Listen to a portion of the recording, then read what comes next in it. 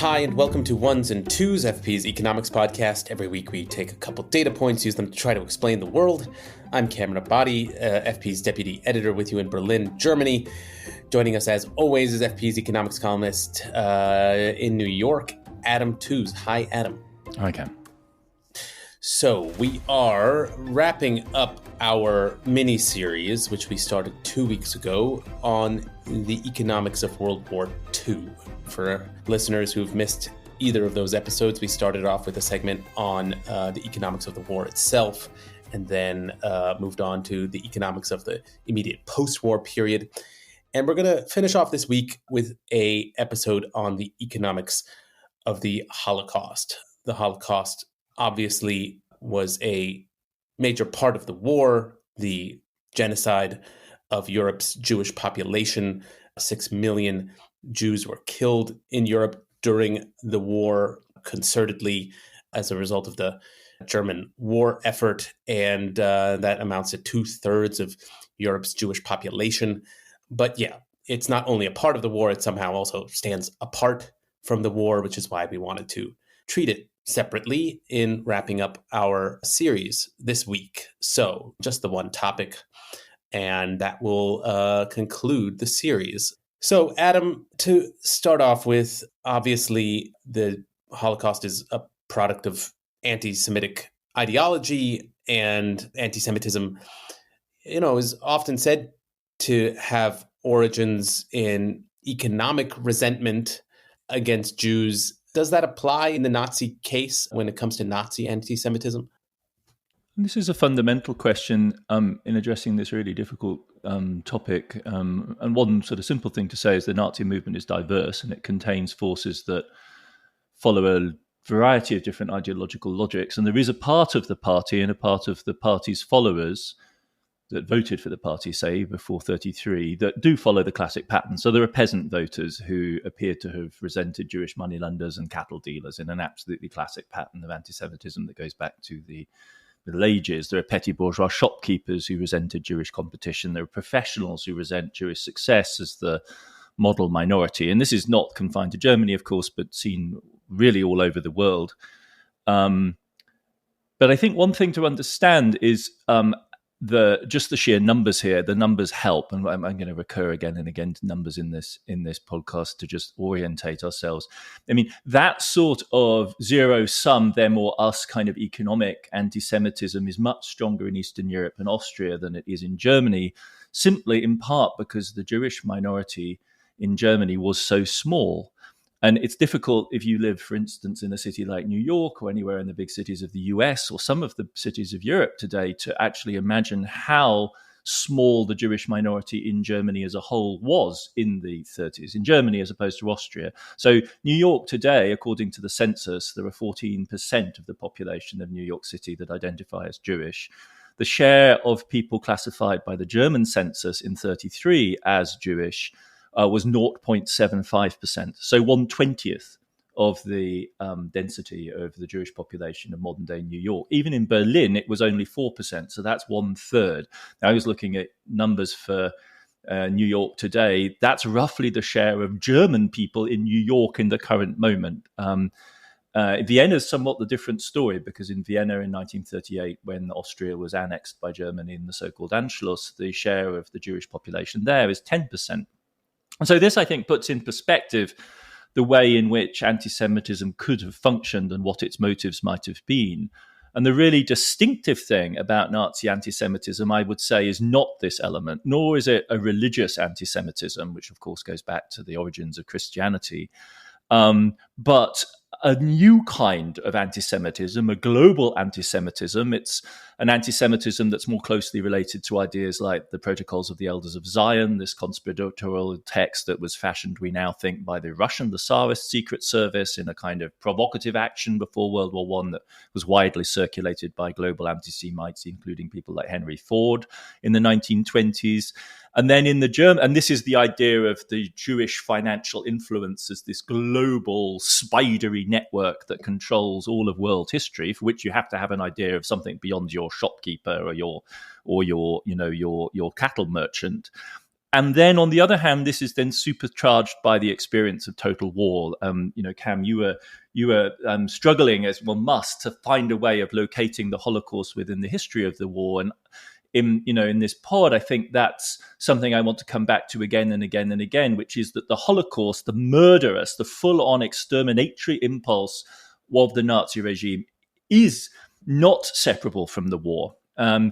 That's what really unleashes it. And that has a practical side that we'll come on to talk about, but it also has an ideological side in that it's really in total war. That is the economic mobilization, the political, the ideological mobilization, the extreme violence of World War I, that for anti-Semites like Hitler becomes the expression of the ultimate logic of anti-Semitism. It's not just, a Jewish business person ripping you off. It's a Jewish race bent by means of all means necessary, including instrumentalizing the British Empire in World War I to blockade Germany and kill hundreds of thousands of civilians by starvation. That's what the stakes of the struggle with world Jewry have become. So it's directly tied to the war in this profound way, and to struggles over ideology. So, the sheer belief that world trade and free trade will allow you to prosper, which is the kind of liberal text of the 19th century, which makes you vulnerable to blockade in World War I. Whose idea was that? David Ricardo, a British Jewish economist. So Jewish ideology becomes synonymous with the unbalanced form of globalization, which exposes you then to the threat of exterminatory blockade. That's the level at which the distinctively Hitlerine Nazi form of anti-Semitism operates. That's really useful in understanding what's motivating the anti-Semitism at work here. But just to follow up, it sounds like to some extent this anti-Semitic paranoia is informing these economic ideas that you're describing. But I'm curious, it sounds like also there's even a macroeconomic analysis that's informing the anti-Semitism itself. Like Hitler has these ideas of the need for Lebensraum, the need, those are essentially sort of macroeconomic analyses that are also informing this entire paranoid anti-Semitism as well. Yes, absolutely. And it spans from sort of almost ontological statements like people need to eat, they need living space with which to gain the vital energies that sustain them in the Darwinian struggle that is history. You start there, and then you will move to the balance of payments and say, oh shit, Germany has a trade deficit in food.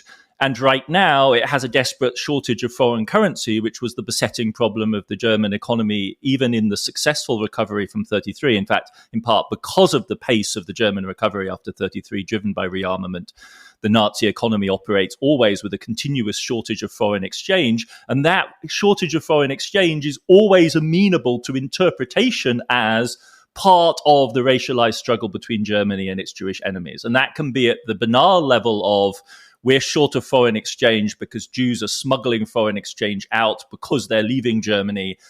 Heydrich, for instance, the ultimate architect of the final solution for Himmler, gets his start as a foreign exchange policeman. What he does is track down people trying to get hard currency out of Germany, all the way up to the really pivotal speech, the 30th of January 1939 speech in front of the Reichstag. Hitler gives a speech on the occasion of the anniversary of the Nazi seizure of power every year, and this is 1939. And in that speech, he says, he comes as close as he ever does to actually spelling out the threat. There's this famous phrase, if the international Jewish financiers in and outside Europe should succeed in plunging the nations once more into a world war, which is code for war with the British Empire and the United States, because just war with France and Poland isn't a world war. If they should succeed in plunging the nations once more into a world war, then the result will not be the Bolshevization of the earth and thus the victory of Jewry, but the annihilation of the Jewish race in Europe. And this is the moment where this speech will be echoed again and again in Nazi propaganda forever after. And that is this cosmic statement about how world war and Jewish finance hang together. But the rest of that speech is all about balance of payments difficulties and why Germany can't earn foreign exchange and how Roosevelt is organizing a boycott and how the Germans are being deprived. It's this weird mixture of an economic policy speech with with this absolutely dramatic and violent threat. Before Germany begins, this sort of outright killing of the Holocaust, there is this period after they take power in which economic policies are being put into effect that sort of pave the way towards that process. And then there's a removal of Jewish people from economic life in Germany. And then, we hear a lot about expropriation of property theft from the Jewish population. So how did that process of expropriation specifically work? I mean, ultimately, how significant was that in the context of Germany? So when we talk about the Holocaust, the overwhelming majority of the victims of the Holocaust, 5 million plus, are from Eastern Europe. And they're subject to straight plunder. You shoot Jews and take their cattle. That kind of level of brutality. At another level, there's clearly a concerted drive to steal, of all things, art. So we think that 600,000 paintings were taken from Jewish households across Europe during World War II. So those are kind of two ends of the spectrum. Within Germany and Austria, in the classic phase of what's now known as Aryanization, it starts with taxes on immigrants, punitive taxes for anyone trying to leave the country. There's this profound dilemma in German policy where on the one hand, they want to expel the Jewish minority.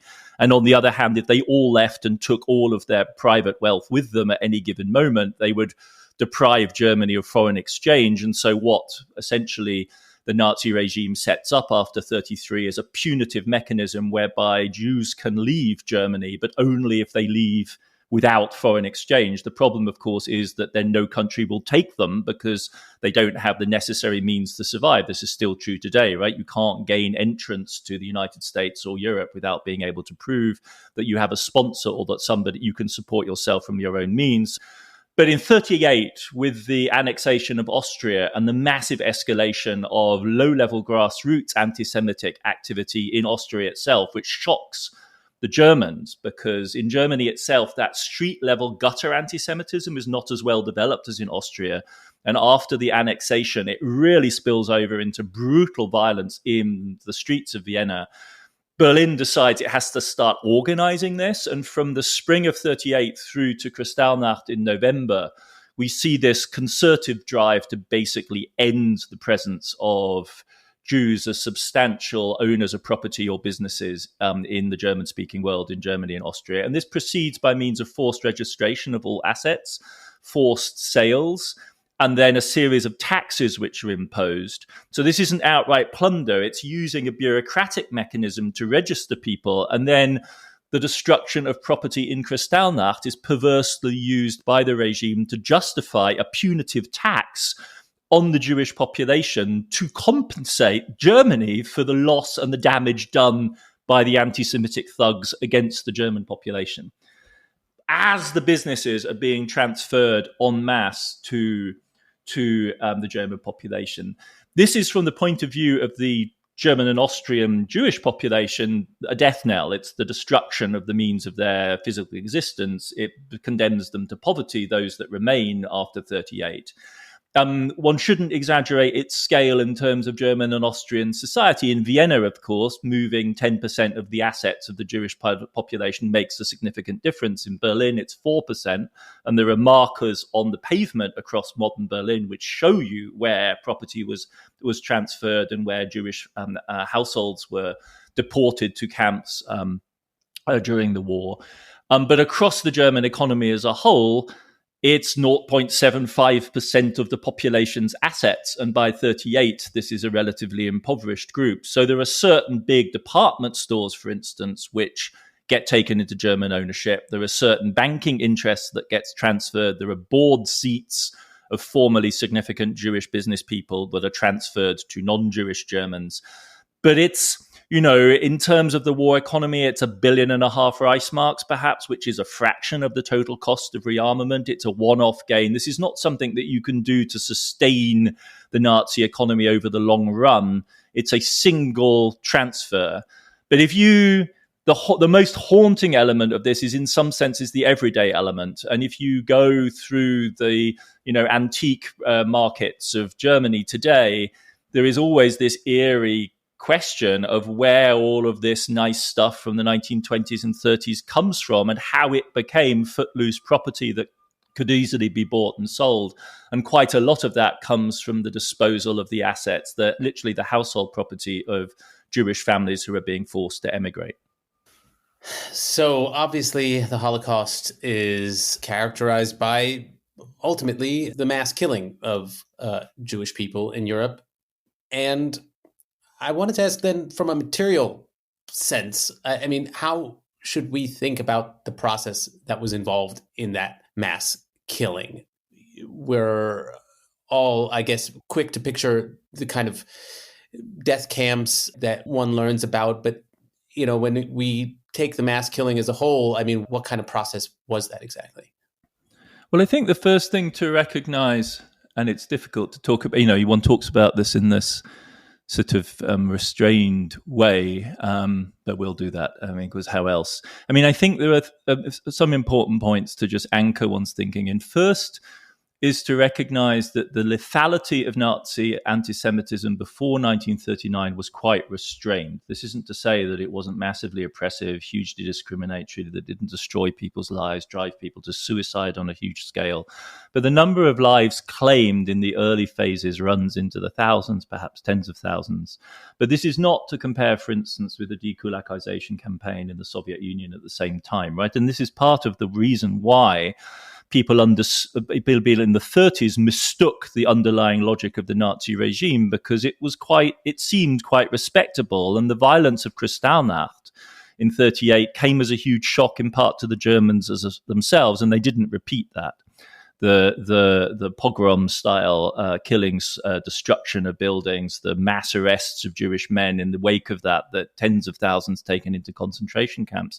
That violence was very unusual by the standards of the Nazi regime in the 30s. The lethal killing starts, and again, this comes back to the point at the beginning, with the beginning of the war in the first week of September 1939. And at that point, things begin to escalate very rapidly. The gassing is not first of Jewish victims, but of euthanasia-style gassings of inmates of asylums of different types. That's where the technology originates and is experimented with. But mass killings of Jews in Poland are taking place on quite a large scale, using the Einsatzgruppen formations through to the summer of 1940. And at that point, under the cover of the war, by that point, tens of thousands of Jewish intellectuals, senior figures in the Jewish community are falling victim to those killings. This is people being lined up against the wall and shot in cold blood. And then in the summer of 40, there is this pause again. And this is the phase in which the big ghettos are being created out of the roughly 3 million Jewish inhabitants of what was formerly Poland, Poland having been divided up into a Soviet zone, a German annex zone, and then the general government around Warsaw, which is the rump that's left. And the escalation towards killing, outright killing, mass killing on a huge scale of the entire population of Jewish population of Poland, what we understand now as the final solution, is moved towards quite rapidly, really from the spring of 41. It's unleashed on the 22nd of June 41 with the invasion of the Soviet Union, with the execution squads, the Einsatzgruppen, which had rehearsed in Poland and now in quite close conjunction with the German army begin rounding up and in many cases just outright liquidating through execution by bullet the Jewish population of the Soviet Union. And then they need a technical solution they need, quote unquote, the Jewish population of Poland, which they aren't going to shoot outright as part of a military campaign. And so this is when they start planning, conceiving of the gassing centers, not concentration camps now, but extermination facilities, Treblinka for the Warsaw ghetto population, Chełmno, Sobibór, and Auschwitz as the big centers for gassing. And in 42, 43, if you look at the timeline of the lethality of the Holocaust, it crests in this just ghastly wave of killing between the end of 41 and into 42, the beginning of 43. And by that point, it's largely over, quote unquote, in their terms. And the last big phase then, the big surge of killing comes in 44, when the Jewish population of Hungary falls within the Nazis' grasp. They'd previously been massively discriminated against, but to a degree shielded by the Horthy regime. When that collapses in 44, the pictures that we have of people arriving at the ramp at Auschwitz are almost all of the Hungarian Jewish population being selected for either immediate killing or work in the summer of 44 on that ramp.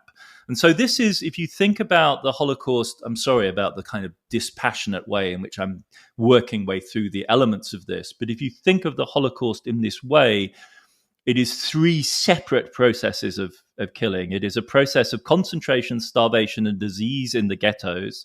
It is a process of immediate execution, what the French call l'Holocaust par balle, so the Holocaust of the bullet. Those two together claim, the numbers are a little vague because of the nature of this sort of killing. This is killing fields type operations, maybe 2 million, maybe 2.5. And then the much better documented, and if you might say iconic Holocaust, which is the Holocaust of the camps, of which we only really have a graphic imagination of Auschwitz because of its distinctive role and its facilities. And it's not even clear in the minds, I mean, at the level of the SS, it's clear that there is a single statistical overview organizing all of this. But at the ground level, it looks like a plan to deal with the Jewish population you don't want to have to deal with and you concentrate them in a ghetto. It looks like a plan for the soldiers and the SS auxiliaries working their way into the Soviet Union. And then it does look like Eichmann and the railway planners who say, okay, what are we going to do with the Jewish population of Belgium, the Netherlands, Greece, France? Where are we going to take them for the final solution? And the construction of the Holocaust as a single thing is to a degree our kind of baffled, uncomprehending, shocked kind of effort to package all of these processes into a single experience, which then gives you the 6 million number.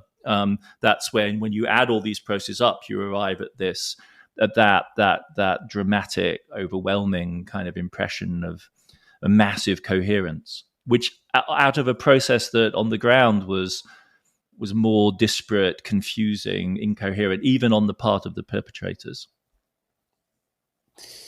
Yeah, that is clarifying. I mean, in the sense that, yeah, the ghettos seem like the product of a social policy and the killing fields like a military policy. And then these camps like almost like an industrial policy, but in a totalitarian regime, they're all related. But to focus on this iconic aspect that you mentioned when it comes to Auschwitz, which is the most cited concentration camp, I mean, should we be thinking of Auschwitz? I mean, obviously it's emblematic, but is it exceptional ultimately in the context of this genocide then? How should we think about that?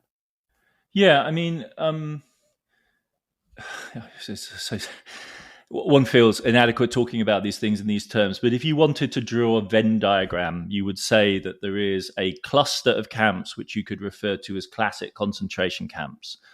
And these are places like Dachau, Buchenwald, right, which are prisoner labor camps, which were not originally specifically designed for the Jewish population so much as for political opponents of the regime, and come into operation really from 1933 immediately. Now, obviously, many of the political opponents of the regime are Jewish, and on a bad day, if you run into the wrong SA squad and you're Jewish, they will terrorize you and maybe throw you in a truck, which ends up taking you to Dachau. But the function of the concentration camp is political repression.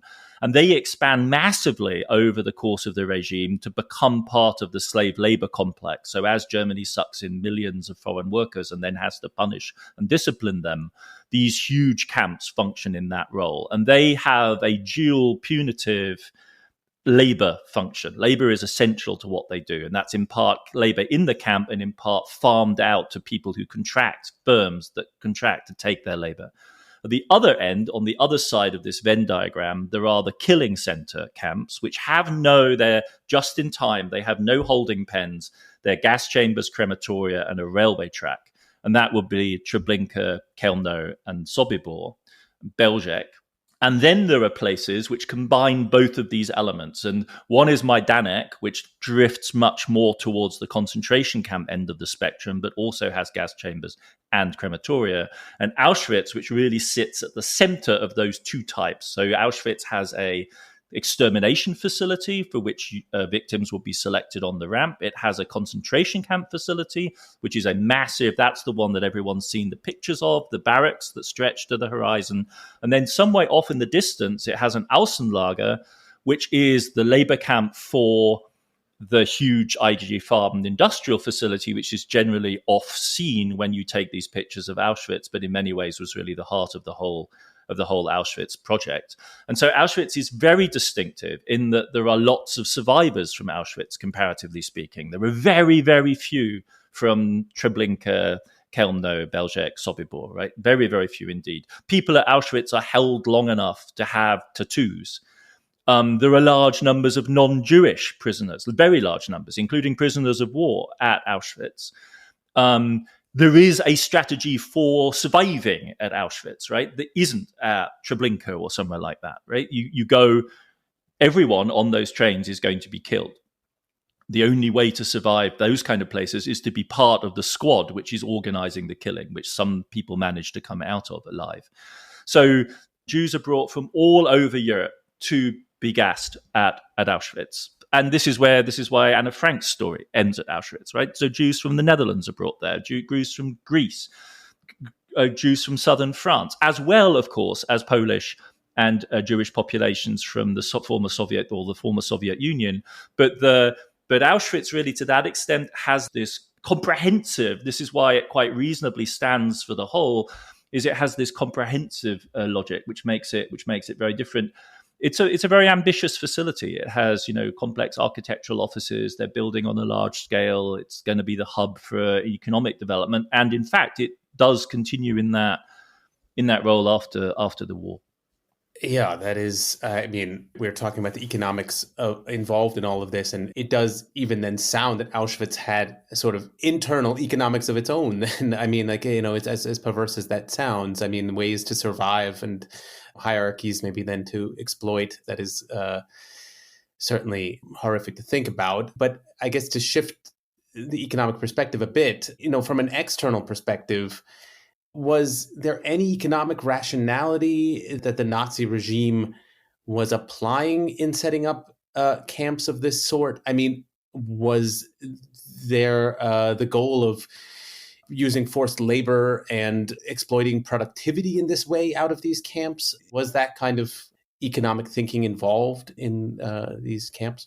This field is contentious, it's worth saying. I hold one particular position, but there are a variety of different interpretations. The most obvious one, I think, is to think of the Holocaust as profoundly contradictory, and that in itself represents, if you like, its very particular logic, its radical position within even modern history, right? Because the Nazi regime, as soon as it realizes that it faces a long war, that is after the frustration of the invasion of the Soviet Union and the defeat outside Moscow in December 1941, knows it needs labor.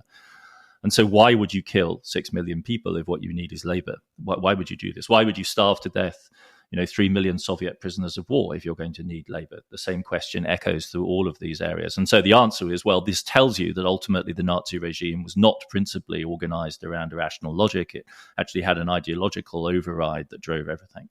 I'm skeptical about this. I don't find it compelling.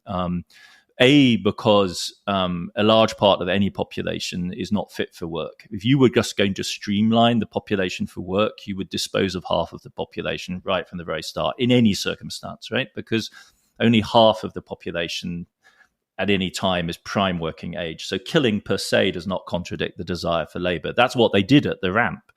The way in which you survived on the ramp was to be a single young person in your 20s with some kind of specialist skill. When they asked, are you a chemist? You say yes, right? If you appear there as elderly or as supporting a child, they send you to the gas chambers. So their selection is operating. They had huge numbers of other workers that they could draw on. So they weren't, in fact, in the end, ultimately labor constrained. And what does become clear in the winter of 1941, as this war becomes a protracted one, is that they're actually calorie constrained and protein constrained and fat constrained. And so they're not just optimizing for the number of workers. What they're optimizing for is the number of well-fed workers. And even down at the level of the individual factory, they work out the logic of saying, if we've only got 4,500 calories, we can either have one extremely high producing mine worker who needs about 4,500 calories to dig, or we can have three emaciated Ukrainians who can barely hold themselves upright on 1,500 calories a day. What would we rather have? We'd rather have the one that can work. So let's dispose of the other two. And that's what the concentration camps do. And if you're in this brutal logic of actually selecting for the most work-capable force that you can feed, and we can see them doing this. There are literally meetings in which they say, how are we going to square this? And those meetings, the timing is crucial here, come to a head in the summer of 42 when they're not certain how big the harvest of 42 is going to be. And they're desperately concerned that they're not going to have enough food to maintain the slave labor force. And they're therefore going to have to do incredibly draconian things to the Polish population, the non-Jewish Polish population. And that will cause internal security problems because they're going to have to starve them to death. And that is going to be very difficult to contain. There'll be a crazy black market. They won't be able to contain it. So then, literally, Hans Frank pipes up and says, well, I've got part of the solution here. You can remove the Jewish population of the general government from the spreadsheet. They're not going to be in. And that means, A, fewer people that we aren't going to feed, and B, no black market, because they believe the Jewish population, driven to desperation by the hunger rations they were on, were actually driving the black market. So A, there'll be fewer mouths, and B, it'll be easier for us to contain the shortage economy because we're not going to be dealing with Jewish black marketeers. And this become this combined logic for accelerating the destruction. It's not by accident, in other words, that we see this huge surge in killing in 42 because it's functional for the process of balancing the food balance, as grotesque as it is from the point of view of manpower. I'm not the first person to say this. Christian Gerlach, the brilliant German historian of agriculture, made this argument. I expanded upon it and found further evidence within the Nazi economic apparatus around Albert Speer to show just how worked through this logic was. And it provides them with if your problem, to put it finally, if your problem is that somebody's going to have to starve so that a fraction of the population can be fed at levels that maintain productivity, you need a rationale to decide who's going to starve. And anti-Semitism provides you with that logic in 42 and 43. We're going to take a quick break right here, but we will be back in a second to continue talking about the economics of the Holocaust.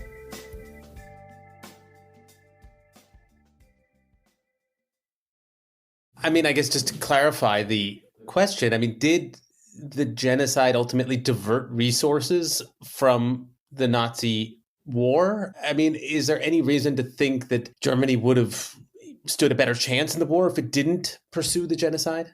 Again, this is a widely debated point. People have different views, but to my mind, the quantitative evidence, if you're willing to go beyond the kind of surface horror and absurdity of this and actually dig into the data, if you're willing to look at the spreadsheets and see what they tell you, the answer is quite clearly no. The Holocaust did not divert substantial. It's this utter inconceivable crime, but it doesn't have a counterpart in the material level that sort of would weigh with that, where you could sort of establish the moral equation that somehow the Nazis did this unspeakably awful thing and they paid a price for it.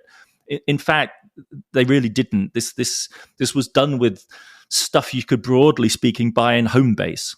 Like it's not that far removed from the Rwandan genocide in that sense, which was done by machete, right? The killing 6 million largely defenseless civilians for a sophisticated modern state is not actually difficult to do, and we should not kid ourselves that it is.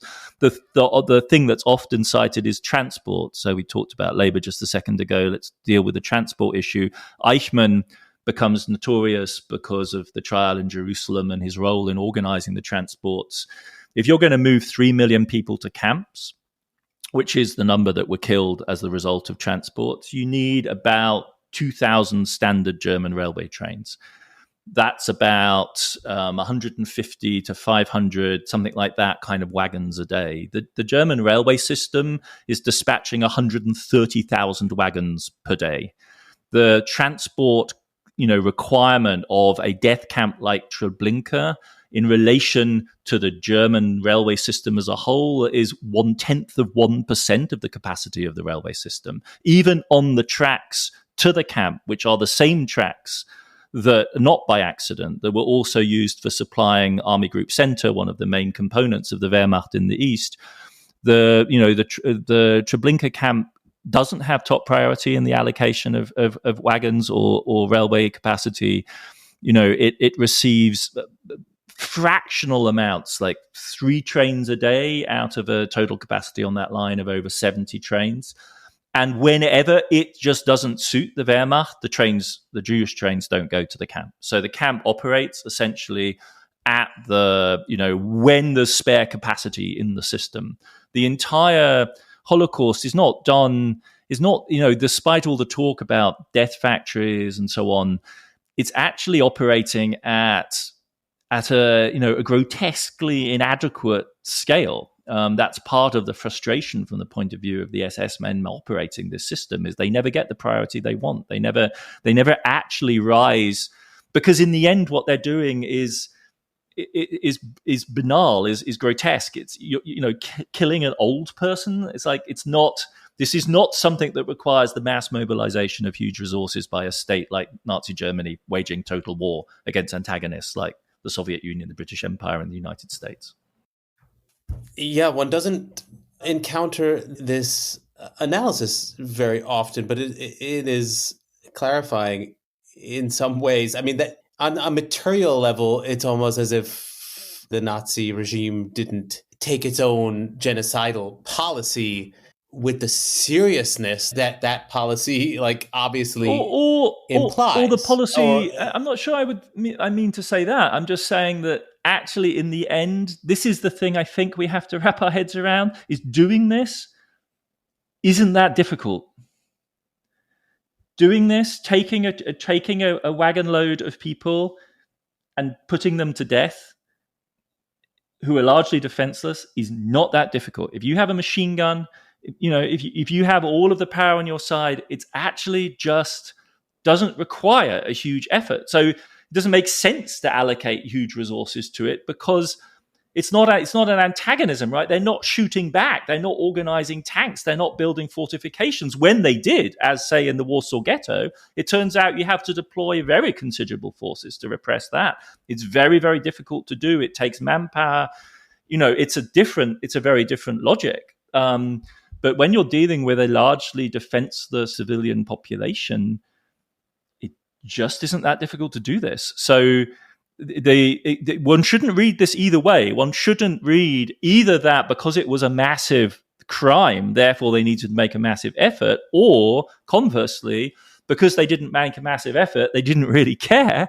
Neither of those two things follow, right? It's simply that doing this was from the point of view of a regime that could mount the Operation Barbarossa invasion of the Soviet Union by 3 million men and machines on a single day, not actually a big effort. And Eichmann was banal because he was a 4th-tier bureaucrat. The top-tier bureaucrats of the Nazi regime are not banal because they're not doing banal things. One-way tickets for 3 million people to destinations, with no comfort and no specific timetable, is not actually a difficult logistical operation to accomplish for a society that dispatches 1.5 billion people every year on railways according to a very strict timetable, right? This is the thing. Normality in modern industrial societies is far more dramatic than we realize.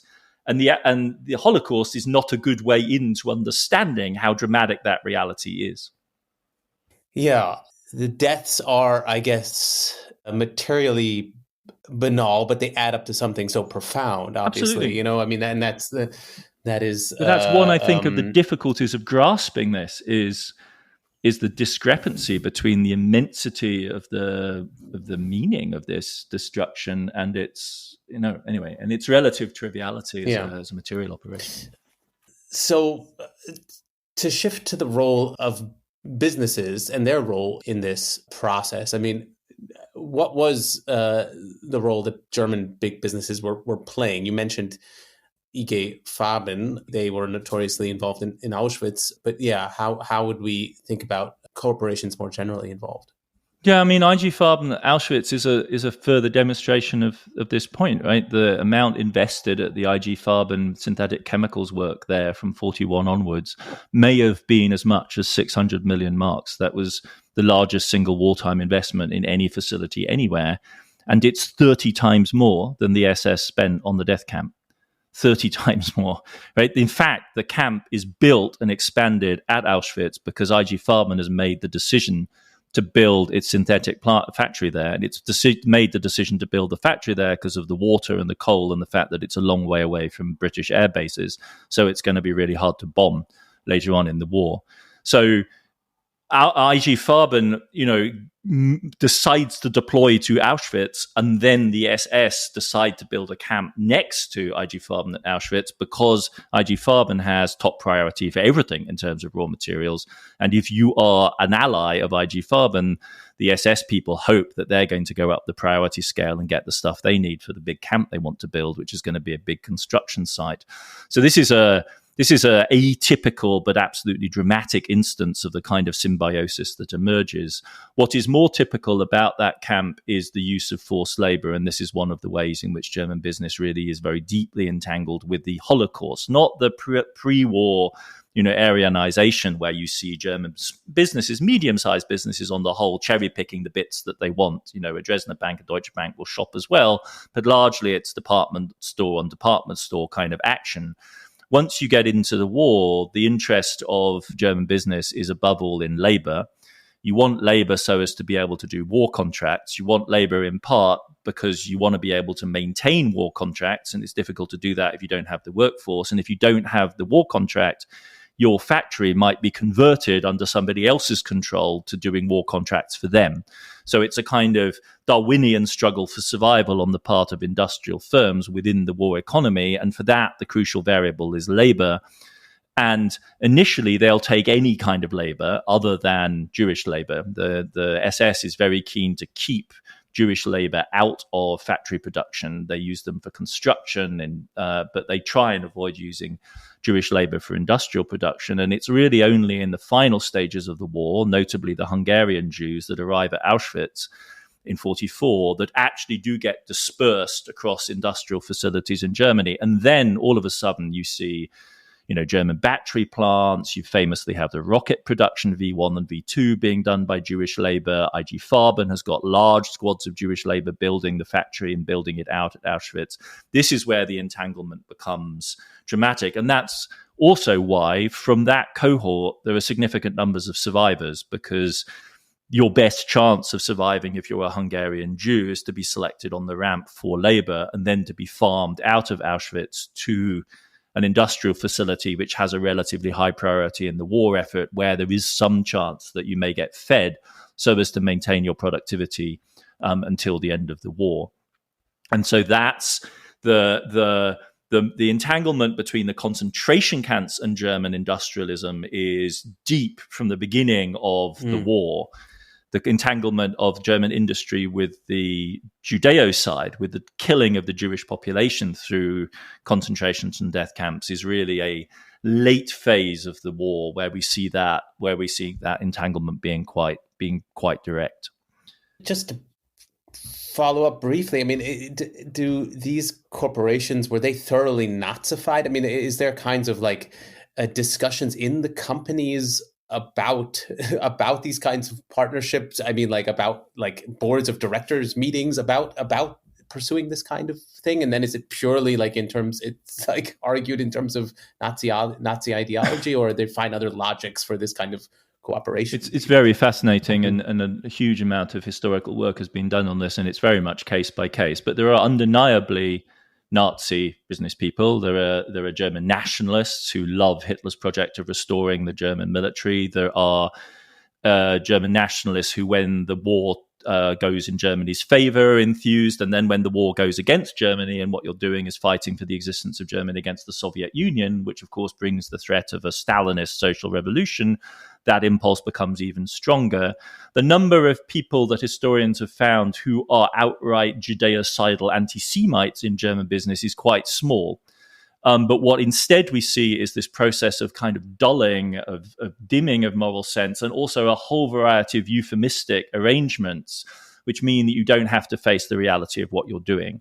And so the classic kind of arrangement with the SS is not that you contract a labor contract for prisoner X, prisoner Y, prisoner Z, but that you contract with the SS that they will provide you with 1,000 workers for your factory. Those workers show up in the morning, they do how they do. And if at the end of the day you say, well, these 3 or 4 workers don't appear to be up to scratch anymore, they appear to show signs of fatigue, listlessness, they're falling asleep at work, you report this to the SS and they say, absolutely fine, we'll sort that out. And they come back with another 1,000 workers the next day, but those 4 people aren't there anymore. And those 4 people have been taken back to the main camp for liquidation. And that is the kind of way in which this works. So you contract a flow. It's really, in Marxian terms, it's the ultimate reduction of labor to a flow variable. You're not buying the person. You're not signing the contract with an individual. You're not saying, Mr. Cohn, I have a contract with you for you to supply 10 hours of labor in a battery factory 7 days a week. It's literally the SS guard has a project of delivering 1 worker. And that is how these kind of distance relationships work out. Now, on the ground, then there are all sorts of processes of intensification. And it's quite clear that up and down the corporate hierarchy, there were people who got really into this, who really loved the role of being slave driver, who were like seriously, sadistically engaged. There are other people who are absolutely horrified by what's happening. Some of the best evidence of what happened within IG Farben comes from a profoundly Catholic member of the board who was not in the heavy chemicals bit, which was at Auschwitz, but actually in the photographic chemicals bit, which really he didn't want to have anything to do with the heavy chemicals dudes. But the heavy chemicals dudes had these offers from the Nazi regime to invest 600 million marks and to write it all off in the first year of the investment. All of the Auschwitz investment was written off immediately. So on the board, if you're in the capital allocation committee and there's these guys coming along who are saying we can make this $500 million Reichsmark investment and it's effectively going to cost us nothing because we can fully set it against tax, and you're, the guy in the light chemicals photographic division, which doesn't seem to have any real relevance to the war, like how do you even argue the case against that investment procedure? And it was from these sorts of internal dilemmas that the cracking apart, if you like, of the internal coherence of these firms, that we also get some of the best evidence about how this was possible. And it becomes alarmingly familiar from other settings how these kind of logics could clearly unhinge the moral restraint of a business, which doesn't really have a rule to say no to an investment of 500 million marks if it's essentially free. There isn't really a way of saying no to that if all you're doing is capital allocation. That is fascinating. I mean, I do want to shift the focus back to, I guess, the Nazi ideology per se. And, there obviously are other mass murders in the 20th century. You've mentioned Stalinism, Maoism comes to mind, even Cambodia's Pol Pot mass killings on a vast scale, or there are examples of many that were sort of tied to social projects in those cases. And we've talked, I guess, a bit about the Nazi macroeconomic ideas. Can we think about the Holocaust as part of like a settler colonial project in the context of that search for more space, this Lebensraum that came up earlier in the discussion? Yes, I think that, to my mind, is the best way to rationalize it, but it's never going to be a complete rationalization. Again, I think we have to help ourselves with Venn diagrams. Like, there is a final solution project, and that is the rounding up and extermination of the entire Jewish population of Europe, wherever they are, small Greek islands, those Jews too, right? On the one hand, and on the other hand, there is also a settler colonial project of Lebensraum, of living space, to be found in the East. The two are linked by the mega metaphysics, macro vision that says we need the living space because we're involved in a relentless war against the Jewish threat, which is represented by the small Jewish community on a Greek island, right? So we need to do both, but they're distinct projects. And that's also why there is this difference between a Treblinka, which is going to clear the Jewish population of Poland, and an Auschwitz, where we are going to find a railway train and move people from Thessaloniki in northern Greece to Central Europe to kill them there. There is an overlap, however, across the campaign in Eastern Europe. And there we see the two going really hand in hand. This is most extreme in Poland. It's most extreme in the general government. And in one region around Zamość in the general government, we actually see the full layering of the German project, which is that first you round up and deport to a gassing center the Jewish population of the villages. Then you round up and deport either to concentration camp or forced labor the non-Jewish Polish population. And then you move German settlers into that space, who then become the bulwarks of German civilization and racial culture in the East. And then, of course, as we were saying in a previous episode, the final spiral of this is in 1945 with the Potsdam decisions. Those Germans are moved out back to the West and now, or further to the West, and a new Polish population is moved into those same spaces, often coming from territory which the Soviet Union is now claiming. So in those zones, we see the overlapping of the full set, right? The outright extermination of the Jewish population as the necessary beginning, the essential beginning. Secondly, then the full-scale genocide also against the non-Jewish Polish population, the settler program, and this all framed as part of this global world war, which Nazi Germany must, whether it likes it or not, wage. But I think, yes, and this isn't, of course, at all unusual. We see the same on the part of the Japanese in Manchuria, the same of the Italians in Libya and Eritrea, North Africa, Ethiopia rather.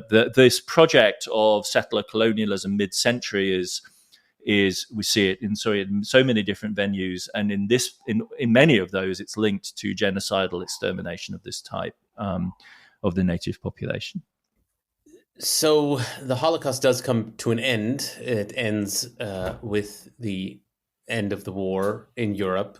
And that raised for me the question of the economics after the Holocaust and the question of reparations. How did they go about thinking about possible reparations after the Holocaust? I mean, what was the process for thinking about compensation afterwards? Yeah, I mean, I think there are two kind of competing feelings one could have in framing a narrative about this. One is the feeling of just inadequacy and insufficiency and belatedness and too little, too late, which you just can't escape. And it would be unreasonable not to have that feeling. And after all, what would be enough, right? So, and there is and then there's the stories of the perpetrators who get away scot-free, the elderly East European Jews who go to their lives, to their deaths in penury after the war, a failure.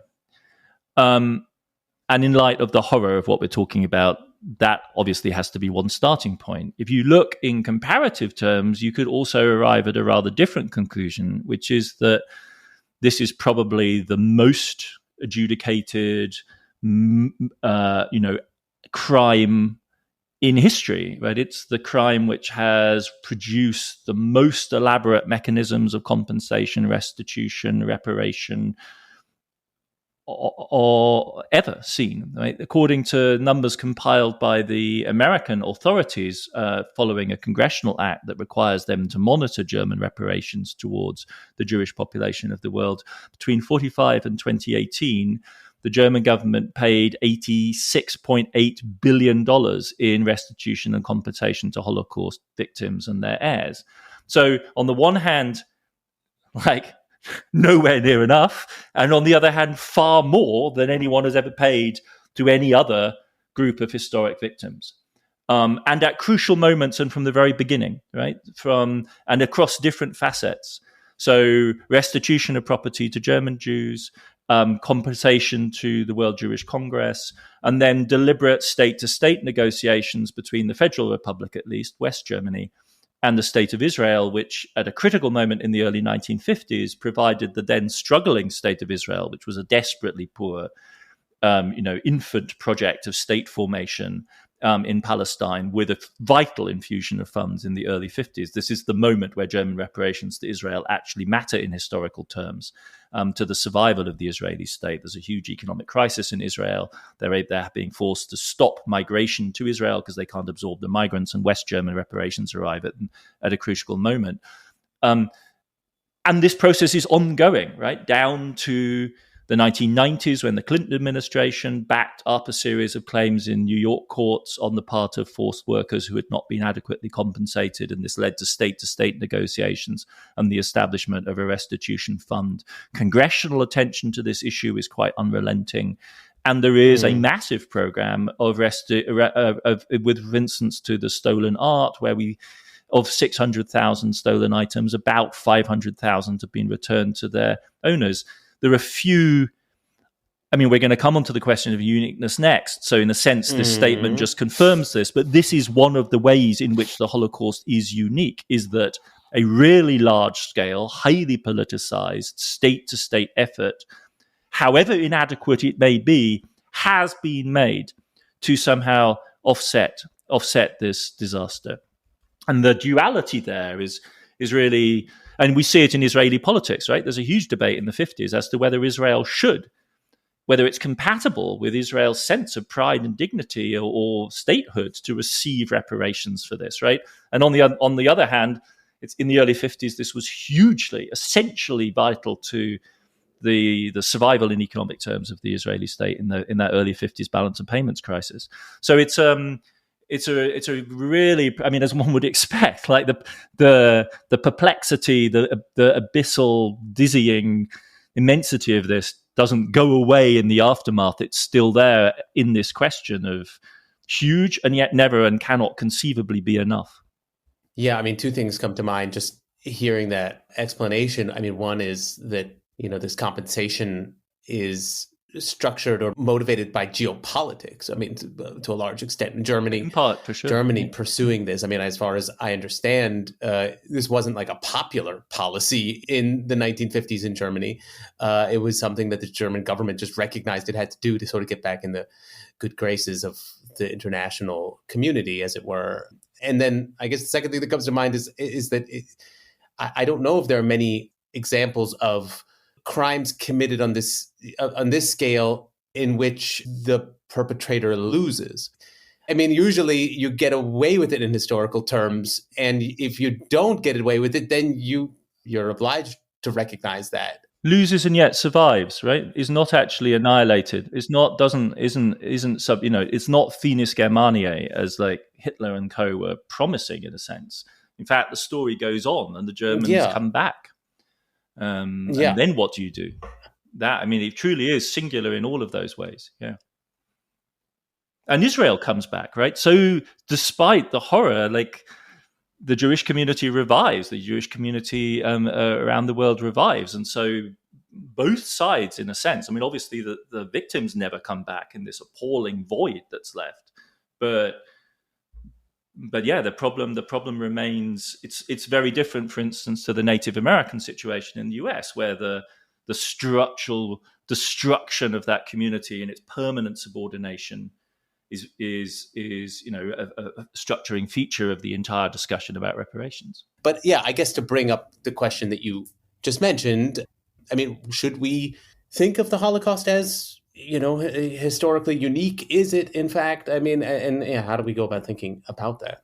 I mean, it's a topic of huge sensitivity and indeed in some countries legal regulation, right? A question of this type, comparability, uniqueness have become hugely politicized issues. I mean, on one level, it's a very low bar. I mean, from a historian's point of view, everything's unique, right? Hatred towards Jews, Sinti and Roma, homosexuals, all present in the Nazi regime, all ghastly, all intense, all violent, and different, and to that extent unique. So that's one way of, I think, kind of flattening this out. By uniqueness, we might also mean, however, uniquely deliberate, comprehensive, purposeful, comprehensive in its destructiveness. And this used to be a hotly contested issue, and people used to be very sensitive about asking these questions and doing the comparisons. I think there was almost in the background the fear that somehow we'd missed something, and when we did the comprehensive itemization, it would seem that the Holocaust would fade by comparison. But in fact, I think the more you do that kind of investigation, the more you arrive at the conclusion that on various obvious metrics, notably the deliberateness, the ferocity, the intensity, the short timeline, this is clearly a uniquely intense genocide. And so, in a sense, again, the energy has somewhat gone out of that conversation. I think the real substance of this debate about uniqueness now is actually something more about meaning. So, is the Holocaust uniquely significant in its moral weight, right? Should it have a kind of unique role as a touchstone to future action? You can think about the way this has been invoked on both sides in relation to the conflict in Gaza right now. Like, on the one hand, is this an imperative to support Israel, or on the other hand, is this an imperative to support the Palestinians against the horrible murder being perpetrated on them? What I feel, and I grew up within this culture, right, of centering the Holocaust as the central challenge of any educated person in West Germany from the 70s onwards. This was this idea that this was absolutely central. What I have come to feel with the passage of time is just how, forgive me for using the expression, but just how parochial that framing is, right? I think for Europeans, for Jews, certainly Jews of Europe, for a certain kind of Americans, for those of us of a certain generation, the generation of the war and those of its aftermath, and I've been thinking quite a lot about this because of this, this anniversary, the survivors, their children, perhaps their grandchildren. I think it's at some level almost indisputable that the Holocaust has this centrality and this meaning, right? And you can argue, but I don't even think you can. Like, it's this central object that once you understand its dimensions, it weighs on you. But beyond that, beyond this group to which I certainly feel I belong, I don't know how you do feel, Cam, but it's not clear that this does extend, this claim to, unique significance. In China, the memory of the 20th century at least has certain points of connection to an extent that we underestimate. The Chinese educated elite is raised on stories of the Soviet World War II, right? They read all the Soviet novels about World War II as part of a standard Chinese education. And they, of course, with the Nanjing massacre, have points of identification, which mean they understand massacre as central to the 20th century logic, and this provides a connection. But if you go to South Asia or Southeast Asia, the huge population of India or Indonesia, it gets really weird really, really fast. And there, the history of World War II does not allow that kind of easy association. I mean, not to single this out, but the BJP in 2022 erected a monument at the heart of the governmental district in Delhi to Bose, who collaborated with the Japanese in establishing the INA. Fair enough, fine. But literally, shakes hands with Hitler and Himmler. And if you go on Himmler's Wikipedia page, there's a picture of Bose having tea with Himmler, right? And I don't want to take a position. I mean, it's up to the Indians to decide how they commemorate the 20th century. But clearly, for them, for that kind of Indian nationalism, this frame of what's significant and what's not, what's unique and what's not, in the 80s in Europe, I feel like we could have an argument within a known frame that's blown wide open by, the third decade of the 21st century. That frame does not apply. And I have had weird encounters around the history of Nazism in India of a type I've never had anywhere else in the world. And it's remarkable. So to that extent, if we take uniqueness as a claim about the sociology and the history of political culture, one just has to objectively say that in a modern globalized world, in the Asian century, its position has shifted from where it was in the unipolar moment and the moment of the late Cold War. I can certainly endorse that analysis of speaking with people from other parts of the world and how it's not strikingly so. It's not incompatible for someone to acknowledge the genocide of the Holocaust and still contextualize it in a completely different way, in ways that are shocking and that you're sort of suggesting. I mean, it's not denialist, but it's a completely different context. And yeah, I guess that is ultimately clarifying that the Holocaust is uniquely evil as long as we acknowledge it is. Yeah, I mean, that's presumably why we did this long show. It's because I don't want to say we want to make the case for its universal significance, but maybe it's just a matter of you and I can't think seriously about the 80th anniversary of World War II without going to this place. And that's not, it's something that, I'm not somebody who's dedicated their lives to Holocaust education, but that's in a project, that's in a sense the project of Holocaust education, is to continuously argue for the relevance and of significance of this. So it's a claim to universality, but it's a universality that has to be enacted and created. We have to find the space between us across cultures that says, maybe we should weigh this in the balance as one of the great universal human experiences of horror and of crime. And on this basis, perhaps we can talk about it. Yeah. Well, we will end this conversation here for now. Hopefully that was interesting for others as it was for me.